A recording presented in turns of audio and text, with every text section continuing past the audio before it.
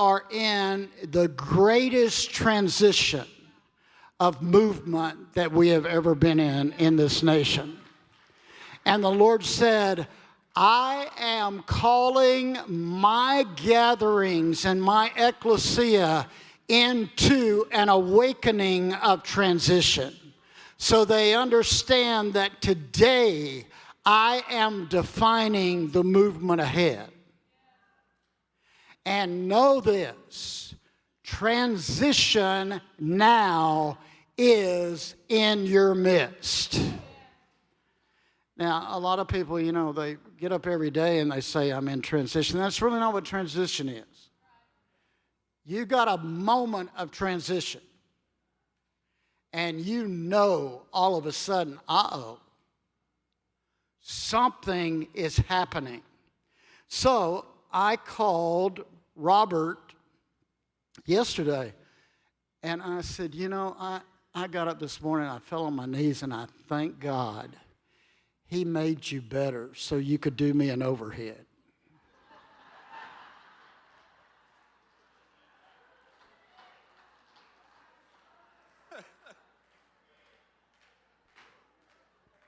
I told the Lord, you got to do something with him.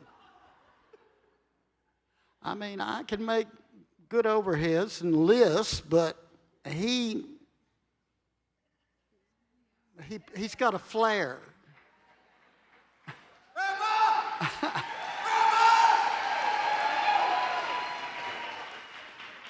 And I explained to him what I was seeing about transition for God's people. And let me show you what it really looks like. See, you're going to know in a moment that change is at your door.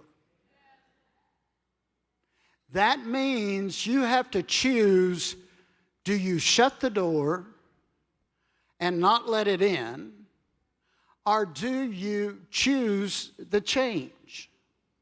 The minute you choose the change that's been presented to you, you go into transition.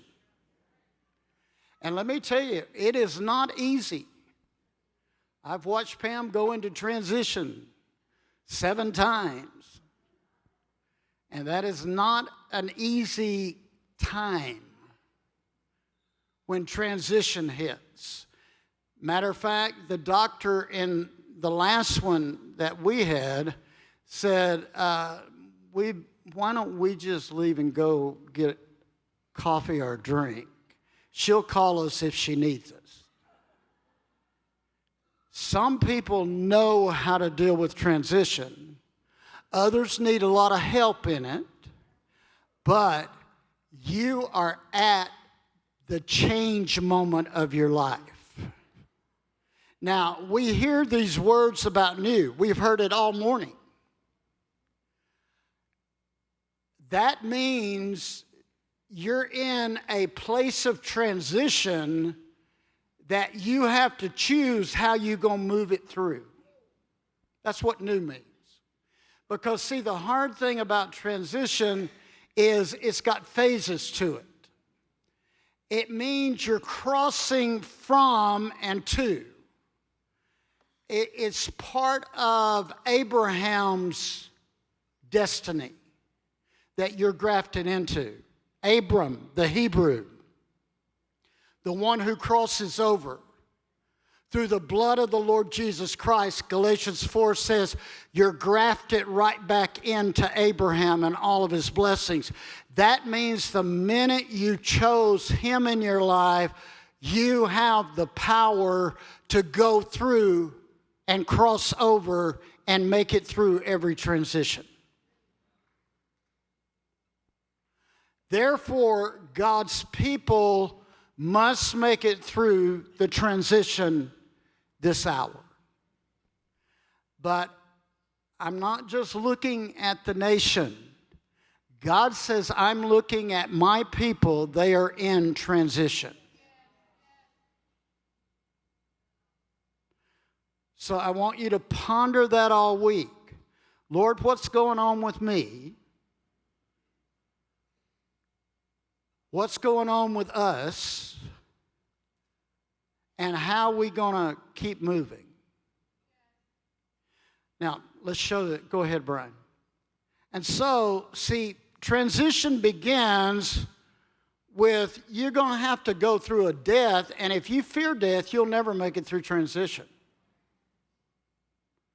Because transition begins with death from last season.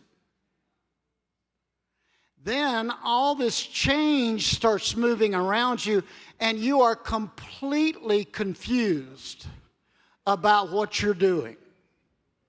That is normal. Look at somebody and say, I understand you better now. But you cannot live in confusion the rest of your life.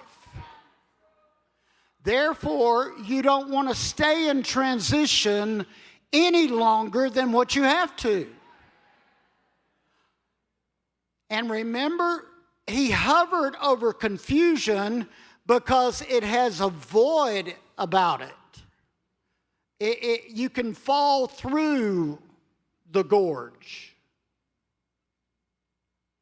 So you have to say, Lord, by your Spirit, you got to come hover over me during this time so I can get to where I need to be.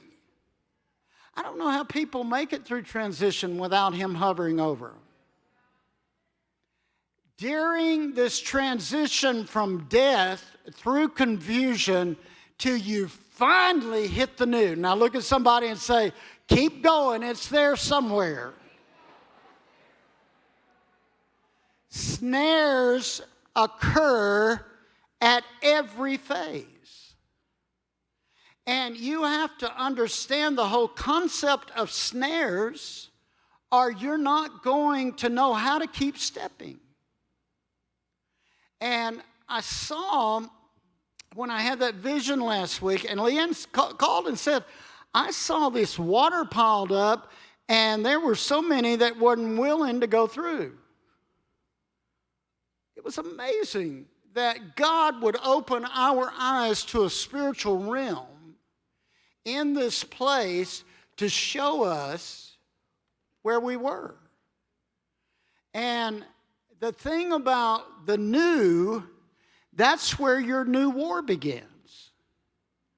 You're not coming through a transition to take off and say, God, I'm glad I came through that, I'm taking vacation.